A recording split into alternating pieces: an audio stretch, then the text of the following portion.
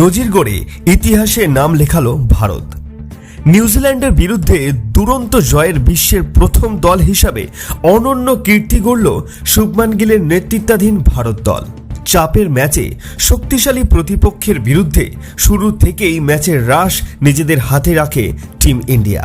Batting, bowling এবং fielding তিন বিভাগেই সম্পূর্ণ আধিপত্য দেখিয়ে নিউজিল্যান্ডকে কার্যত কোনো সুযোগই দেয়নি ভারত। এই জয়ের মাধ্যমে শুধু একটি ম্যাচ নয়, আন্তর্জাতিক ক্রিকেটে নতুন ইতিহাস তৈরি করল ভারত। শুভমান গিলের শান্ত ও দৃঢ় নেতৃত্বে টপ অর্ডারে ধারাবাহিক রান আর বোলারদের নিখুঁত লাইন লেন্থ সব মিলিয়েছিল ভারতের একেবারে নিখুঁত পারফরমেন্স।